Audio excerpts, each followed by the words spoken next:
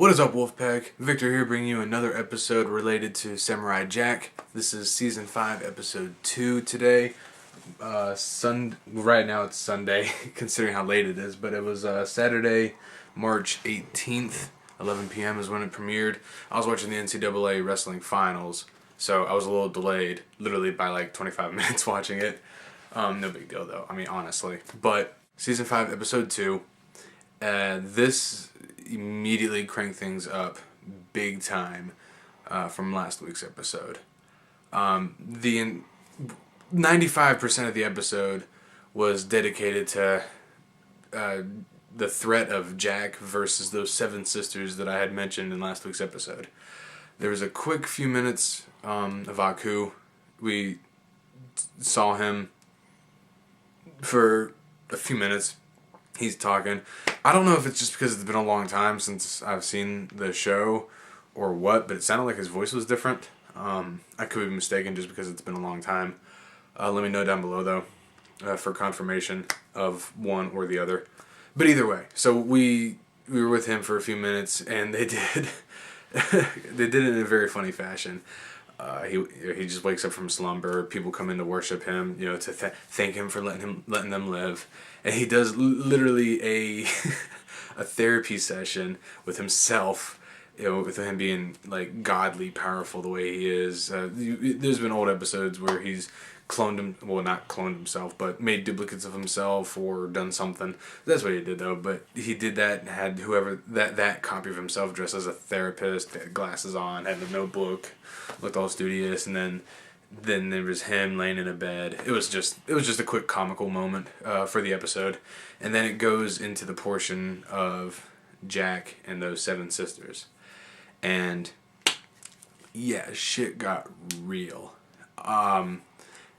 This was a very fast-paced action episode, and Jack was being tormented the entire time. He wasn't like getting his ass kicked or anything like that. But he was definitely on the ropes the entire time, and that was mainly because he was outnumbered. There were a few times where he actually had to fight and he couldn't run, and it was obvious that he was indeed, or is indeed, the superior fighter. But 7 versus 1, the odds just were definitely against him, and it became obvious. So he would, the few moments where he had to fight, he would, but then he would find an opening and run, because he's not stupid. He himself, as a fictional character, is a smart character who knows when to do certain things.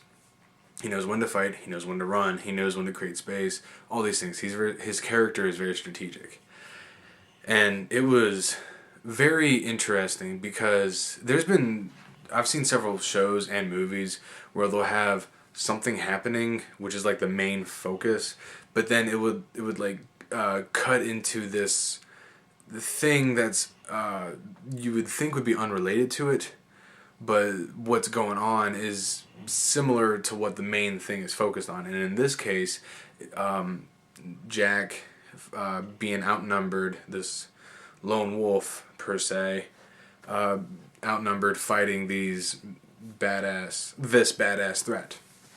What was happening synonymous to that was this literal lone wolf just wandering the woods and then randomly getting attacked by this pack of the show's version of like a tiger thing, but like a bunch of them.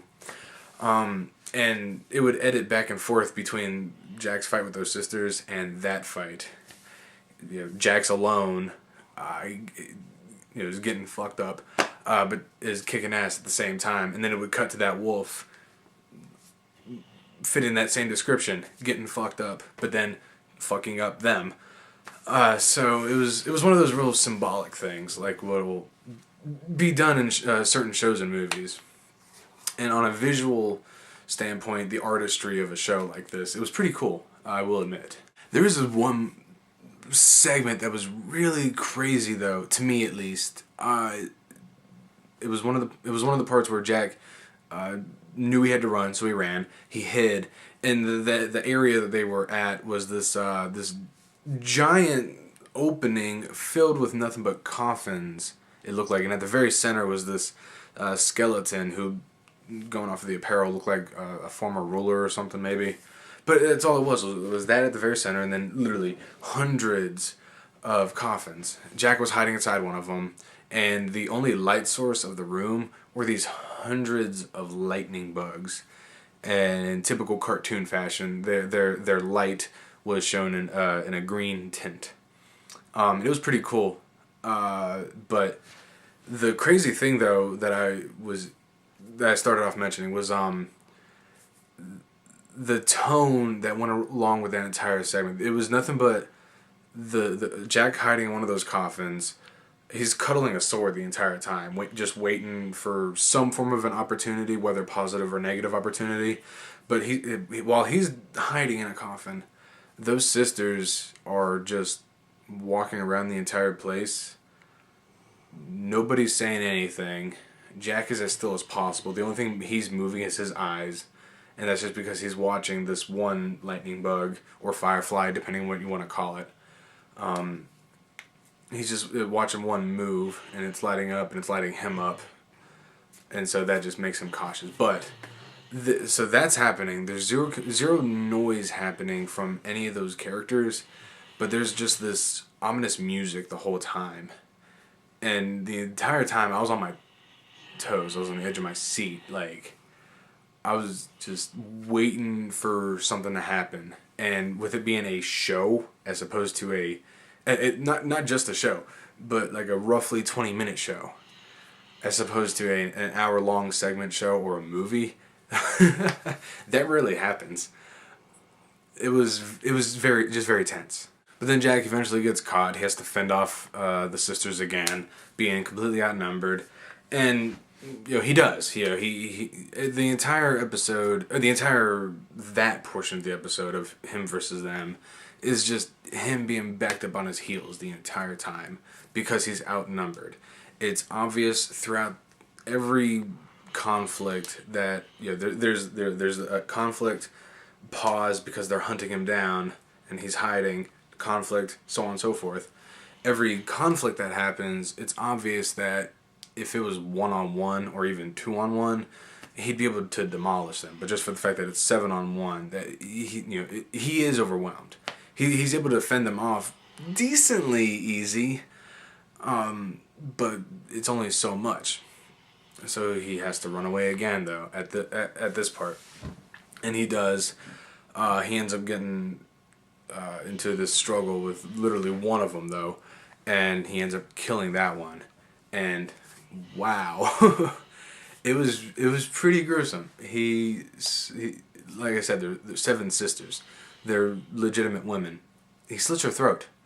First he smashes her mask, and then he slits her throat with her own blade. It was crazy to see, and it was intense. And then next thing you know, he looks down. He has a little dagger in his abdomen, and he's bleeding profusely. Then he escapes, and then episode ends, and then the next time on happens. And I'm hyped for next week's episode. It's crazy. Let me know down below if you guys saw this episode. I thought it was very cool. I thought, last week's introduction to this season, the premiere, was very cool. This immediately stepped it up for me. That's obviously not to downgrade last week's episode, but this is just that, with it being Samurai Jack, and it's been a long time. It's cool to have this type of episode again. It was very intense. Edge of your seat. You're like, holy crap, what's gonna happen?